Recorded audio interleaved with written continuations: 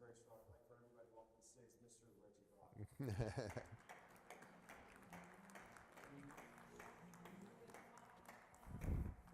Thank you, John. I got your song in there, baby. Attaboy. Good morning. It's a delight to be here. I'm excited about this. This is my fourth consecutive SRC. The first time April has asked me to speak, which made it doubly exciting for me.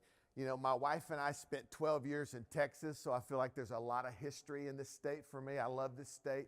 My family's still down in Burleson. The unique thing is, though, Texas is where I started roofing. So, I mean, anything roofing related to me kind of started from here. And what's really interesting to me is over the last day and a half, I've kind of walked around, and even some of you in here today, I want to say something to you. You have had impact on me, and you've never met me, many of you. And the life lesson to that is this. You need to open your mouth with the truth in you because somebody needs to hear. We wait for audience and attraction, and we miss opportunities to speak life into people who need it. And so I want to personally thank many of you who I've never met for the impact you had on my life when I needed you. One of the deceptions in our industry today is that we feel like for our value to be validated, we have to have audience paying attention to us.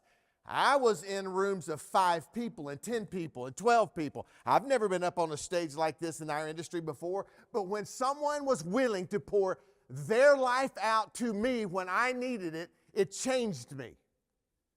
And I want you to know I appreciate you for doing that, though we have never crossed paths personally. Can I tell you this before I move on? Open your mouth, declare your truth, help somebody else for once in your life. Well, that was good. I think I got one person with me. The last memory I'll share with you about Texas is the most significant one for me. Because in August of 2009, my wife, I, and son, plus 2 dogs, headed west to Texas from Georgia. And when the 4 wheels of our U-Haul crossed into this state, I'll never forget how I felt and actually knew the condition that my family was in and how devastated I was. We'd been married over 20 years, and right before our eyes, our lives exploded and nothing was left. And I don't know how you feel about your life, but when times like that happen to me, you know the first thing I do, and it's not blame somebody else for what I'm standing in. The first thing I do is I withdraw and I try to find out what caused us to be here where I was never expected to see. Now see, some of you have walked into this place today in a place where you never thought you would be. Devastation and ruin is all around you. And so what I did, and I encourage you to do, is this. You had to take inventory on why you are where you are and who caused it. And when I did that, you know what happened? I realized all fingers were pointing to me. There was nobody to blame but me. The devastation that was now compounded on my family in every way possibly known was my fault. And then I thought, that's not good enough. I need to figure out what caused me to be me enough to put us in this mess. And clearly these words came to my mind. You lack character. You see, people with good character don't treat people they say they love the way I was treating my family. People with good character didn't make the decisions that put us in ruin financially. People with good character don't do that kind of stuff. I was leading our family down a road that was pointing toward devastation. Oh, and then the final piece of the puzzle came together. You know what that final piece was? I realized that I had perfected the art of this secret life nobody knew about. And it was destroying me and everything I touched. You know what I'm talking about, right? There are things we want everybody to see, and we promote, we protect these things on the outside so that everybody will look at us and think we've got things together. But at night, when you lay down and nobody's around, that voice just keeps running all the time, reminding you of all the cover-up you need to do to protect this second double life you're living. It's exhausting. And so I realized my lack of transparency and honesty was really the result of what caused us to be in that spot. How about you? How about you? I had perfected the art. When I was in middle school, I'll never forget this. My dad, before the beginning of every school year, would go to the bank. He would get a bag of change that was full of quarters and dimes. That was it, quarters and dimes, but a big, big bag. And each morning, my sister and I would walk in and take 35 cents out so we could buy our lunch at school. I know, that's a long time ago. That was a routine. We would come home after school and sit down every night as a family and each take turns and talk about our days. Does anybody remember anything like that? I mean, like where there was genuine interaction between the mother, the father, and the children. I mean, I love those times, except for this night. So I get up that morning. I was somewhat husky as a middle schooler. So 35 cents wasn't cutting it for me anymore. I needed some more calorie intake. And I realized that would take another 50 cents. So I just threw my big little fat hand into that bag and got my 35 cents and picked up an extra 50 and just went on to school. Had a wonderful day, probably a fried pie or something. When I got home, we sat down just like we did every night. My dad went around the room and everybody kind of shared their day, and then he got to me, and I got about 15 seconds chucked into my conversation with him, and he looks at me and he stops me and he goes, "Why did you take that extra 50 cents? Folks, this was a big bag of change. And I'm like, just like you do, when you're hiding stuff, you get caught, what's the first thing you do? It wasn't me. I mean, what would make you think that about me? So to understand where we were in that story, you need to understand my dad's a preacher, and he wasn't just a preacher, he was a praying preacher. And I would wake up many times during the middle of the night and hear him calling my name. He probably knew what lied ahead, and he was trying to prepare me and for God's hand to be on my life as much as possible. So I, after finally admitting to this 50-cent steal job that I did, I knew consequences were about to have to be paid. And I said, "Dad, before we go into judgment here, could you tell me how you knew?" He said, "Sure." He said, "Yesterday before dinner, the Lord spoke to me in my prayer time and told me to count the money."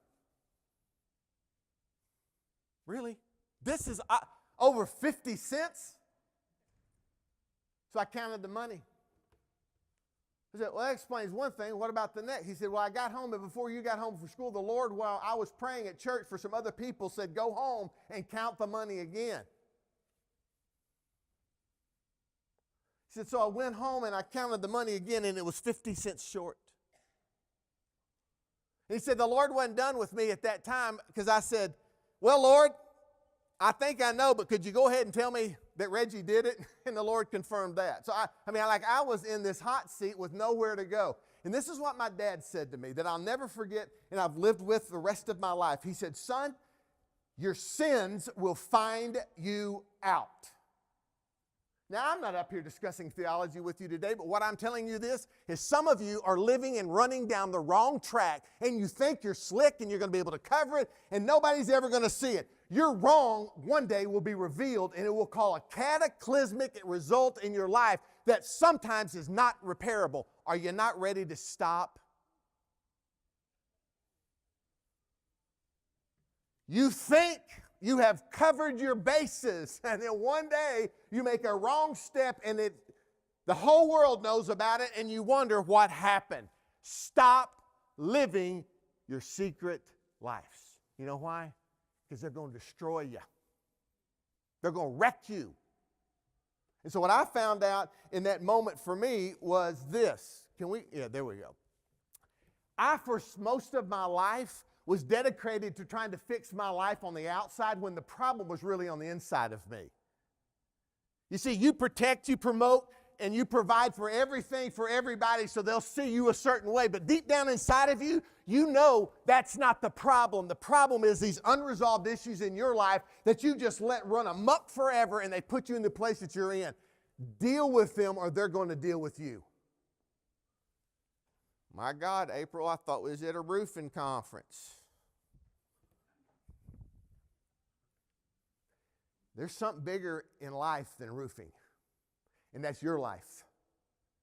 And what I'm intentional on this morning is to help you navigate through life so you can truly find righteousness, peace, and joy in the steps that you take moving forward. And not just have your life fulfilled, but those who are attached to you, important to you, that you love, you care for, you want to make a better life for. Choose the right path, and a hidden one ain't going to get you there. Work on where things need to happen for change to occur, and that's on the inside of you. Now watch this. Why people ask me, would you share that? It's embarrassing, isn't it? Yes, daggum embarrassing. To tell you where I was in 2009, very embarrassing, very humiliating. I made some decisions that I will regret till the last breath within me. But look at this. Here's what I believe. I cannot really enjoy where I am today if I forget from where I came. Knowing where I was and my family was in 2009 and waking up every morning, looking in the mirror and seeing the drastic changes we've made to get us to where we are today, it's worth the remembrance. And so when I come back to Texas and I remember 2009, you know what? I don't just stop there. I look at the progress and the progression that we've made over and over and over to get us to where we are in 2023, and I rejoice and celebrate every day of my life. Okay. So let me ask you this. Are you willing to put in the work and the time and the energy and effort for the celebration that will await those who try and make things right? If you are, then put your dadgum hand to the plow and start working on some of these hidden issues that you're trying to get over on everybody around you and find the peace that you're really looking for. It can happen. As devastated as we were, we've come out. We've come out. We have rebuilt stronger than ever before. So, big question of the day is this. What are you hiding and holding on to that's keeping you from the life you know you deserve or want? And that's what I'm going to focus on today. I'm going to focus on those things, those hindrances, those limits, those things that are holding you back, holding your family back. All the progress you're talking about, but you realize until I can leave this second secret life and live vulnerably honest in front of people, just know this, you can't get by that with that anymore. You know better. So, my responsibility today is this. I'm going to provoke your fanny. I'm going to cause you to think about specific actions that are going to lead to specific changes so that finally you can reach the destinations you desire. How about that? But as long as you've got this accompanying entity next to you where all your hidden secrets lie, don't fool you. You can walk out here and go like, whatever, what's next? What's next on the agenda? But to you who right now feel your heart palpitating faster because I've hit a nerve, deal with them because it's not going to go away till you do.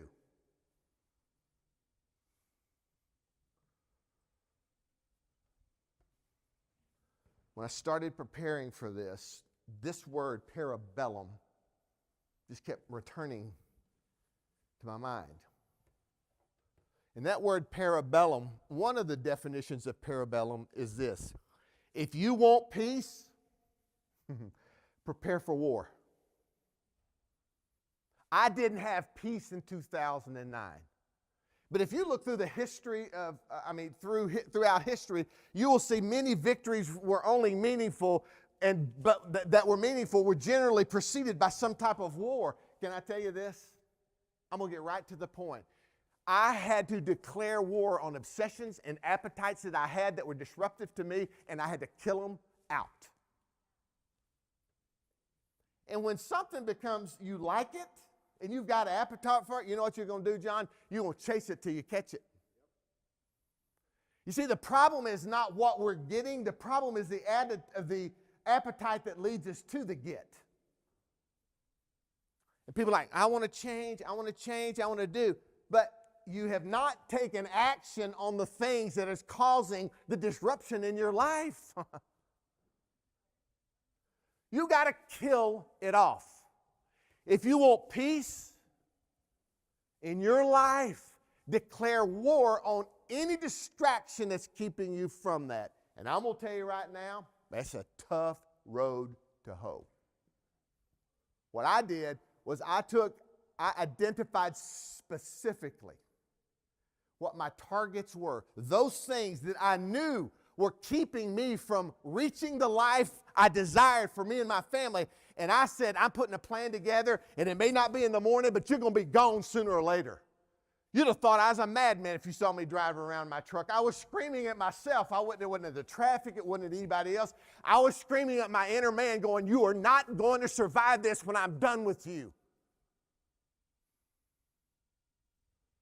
You are not going to make it. I'm going to quench the life out of you because I do not want that result in my life ever again.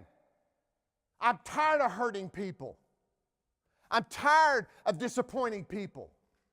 I am going to stand firm, and for me to stand firm and live the right life, you got to go. And I named it. And buddy, I had a plan of action to destroy it. Then here's what I realized. I was kind of casual with some things because I enjoyed them so much. That's the truth. That's such appetite for them. I'm like, I'll control it. I ain't got to get rid of it. I'm going to control it. And what I didn't realize is there was such a deep root system in me that was attached to that appetite, a little casual effort wasn't going to get the job done. I'm telling you here today, you've got to destroy everything in you that's keeping you from where you want to be. It's a war I challenge you to declare on those limits that are holding you back. I'm going to talk to you about 3 things, and then I'm going to get out of here, and we get back to talking about roofing. Have you ever wondered why we hide things? I mean, I ask myself that. I'm like, what the heck? Why am I so obsessed with hiding? And I realized there were 3 things that really triggered me to want to hide. The first thing was I was ashamed. I was ashamed. I was embarrassed of my own actions. Just ashamed. And the last thing I wanted to do was to take ownership of my own dadgum actions. So I just hit them. Easier, right? The second thing for me is I feared judgment. I didn't want to face my accusers and realize that one day I was going to have to pay the consequence for the action that I rendered in my behavior. Can I tell you this? Your life is not without consequence. Good or bad. But I hid things because feared judgment. And the final thing for me was, like some of you, I'm a huge people pleaser. It motivates me. Like, I want people to be happy with me. God forbid that they reject me or abandon me or I disappoint them. And so what I would do, knowing that if they knew what I did, if I told them that, they'd be disappointed in me and they might not want to be my friend anymore, I just hid. What's your excuse? Because until you get close to the root cause of this hidden agenda that you're living with, you'll never overcome it. So let's say now you've admitted to, I'm hiding things. What the heck do we do now? Here's what I did. I decided one day I'm going to drop this weight of concealment. I'm going to drop it. And do you know how I did that? I just stopped hiding things. Think about it. Like, my God, this is not rocket science. If I did not want to carry around this weight of concealment, like it was just drop, it was so exhausting because I don't know about you, but I was always having to remember what I told who and when I told them. And, it was just like this on and go because I did not want to expose them to Reggie II. That was mine. It was my secrets. But buddy, when I decided I ain't going to do that anymore, that was the first step for me. I mean, I'm like, okay, first thing I'm going to do is stop doing more of that that's causing the weight of concealment to be on me. Drop it and leave it. And you can do that today by just not hiding things anymore. The second thing, as I mentioned earlier, is you've got to have an aggressive attitude toward getting rid of the things that have put you in the place you're in today. Don't be casual. Fight to the death. Now, here's what the result of it is, and I love this. You will eventually begin to feel an advanced state of thinking and living like you've never experienced. You know what? When I stopped concealing things, I became more creative than I'd ever been in my life. Because I wasn't upset. My mind wasn't like tattered, and my mind wasn't torn between, all right, who am I serving here? Is it this Reggie that everybody sees, or is it the Reggie that only I know? And I just eliminated all that, right? I just got rid of it. And man, my mind started popping as much as it could on every cylinder. Wham! When people come up to me, my wife, what the heck was that? And I'll be like, I don't know. She said, well, that was good. And I'm like, I know. I don't know why. I have no idea. You know what? I had dropped this weight of concealment, and I lived one life only, and that was a vulnerable, honest life in front of you and her and everybody that I ever came in contact with. And it advanced, because here's what I believe, as a man thinks, so is he. That's what I believe. So when my mind started becoming more advanced, the living outcome was even greater. Without a ton of pressure. It just organically happened. You see what this weight of concealment's doing to you? You just bog down, you don't know what to do with yourself day in and day out. I understand, just stop it. All right. Secondly, y'all still with me? Just hang in there. Number 2, I want you to know this. Your uniqueness is your simple advantage. Don't argue with me with what I'm fixing to say. Scientists tell us this, that 99.9% of all of our DNA is identical. Now I understand why it's so hard to stand out. So what we do is, rather than chasing this advantage we have, small in nature but large in impact, what do? We become tribal. We see everybody doing something a certain way, and they seem to get the attention that I want, so what do I start doing? I just start doing it my own way, exactly the same.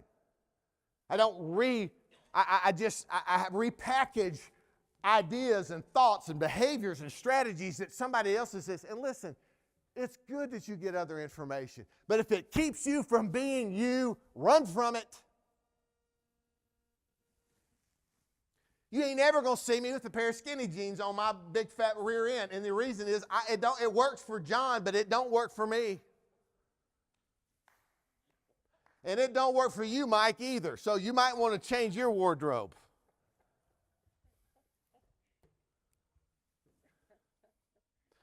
So once I realized that I have this small part of me that makes me stand out, dude, I got obsessed with it. What is it? What is it? So the stewardship part of me, in realizing that I had something unique that was just mine, nobody else has, here's what it did to me. It made me to protect it. Once I found it, I started being real protective of it. Like, nope. And if my uniqueness was compromised in any shape, form, or fashion, I'm going in the opposite direction. Some people have not understood that. They've seen things in me and they go like, well, that's not the way you were 6 months ago. The fact of the matter is, the character in me is pushing me in a new direction, and sometimes I see others do things that I'm really not comfortable with, and I have to detach myself. Why? I'm protecting what's uniquely mine. Now watch what happens then. This gravitational force takes over. What that gravitational force does is this. It repels things that don't belong to us, and it attracts things that do. Your uniqueness starts screaming to the world, and then there's an audience out there that goes like, whoo, I've been waiting to hear that forever. Thank you for sharing it with me. You remember I told you that first story, when I was walking around and some of you were saying things to me I'd never met that really impacted my life? That's what I'm talking about right now. Your uniqueness needs somebody needs. And this gravitational force, once it realizes that you're focused on your uniqueness, has a way of pulling things in your directions that belong to you. Wouldn't you rather just have what belongs to you and not worry about everything else? It was freeing for me. Okay, this is where everybody's going to get mad at me. If you're going to get mad at me, this is where it's going to be. So to get where you can focus on your uniqueness and it create tremendous impact, the first thing you got to do, hear it all, influencers, before you get mad at me, stop being intoxicated with influence. Start thinking about impact. Watch this. Watch this. I can get a whole lot of people, maybe, if I spend enough money, maybe, to get looking at me. Maybe I say something that's of interest to people.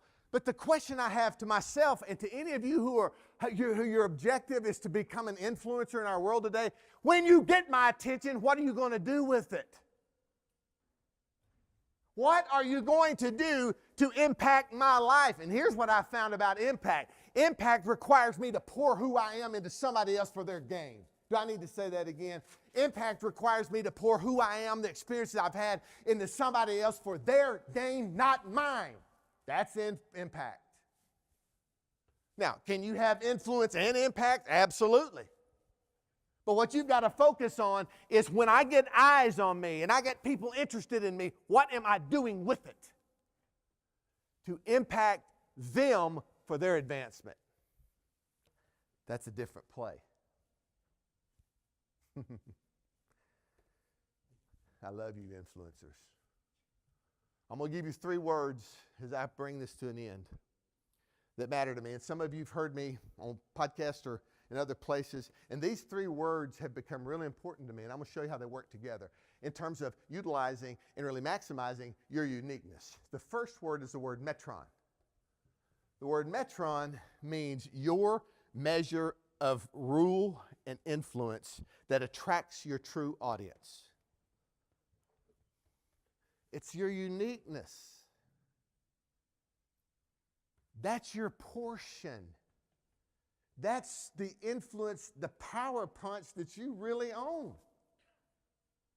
So once you stop looking to the right and the left and what's this one doing and how's this one doing, and you tap into that uniqueness, all of a sudden things start happening in your life when you voice it, because people come to you looking for what's in you, and impact starts happening. Metron. Second word is mentor. I hated this word's guts. And the reason is because I thought the only people who ever used the word mentor were arrogant. That's what I thought. They're like, I know more than you. That's not what the word mentor means. The word mentor means experienced, trusted advisor. That's what it means. And so as you gain knowledge of your 0.01%, your metron, your uniqueness, and you start declaring it, there will be people who start chasing you down because of your uniqueness, and it's your responsibility to pour into them what they're interested in, and that's your unique ability to, through experience and guidance and trusted advice, to advance their life forward. So if you take those 2 words and put them together, that was Jeff Valder. Some of you may know him. We were on a call one time. He goes, man, that's a great anagram. And I'm like, oh, what is that? He says, it's just a combination of 2 words, 2 words have the same letters, and they're just put differently. So my job is to mentor my metron. So I want to give advice and experience and help others who come to me who have heard my uniqueness and help them in their progress of life. That's my goal. How many coaches and consultants do we have in this room? Would you stand up? Just stand up right where you're at. Stand up. Oh, yeah. Okay, I see you back. Stand up. Stay standing up. This is what transformed my life, and I want you guys to hear this. When I realized that I have a metron that belongs to me, I stopped worrying about the metron that belongs to Chuck. I became no longer a competitor with John. I became a co-laborer with Paul.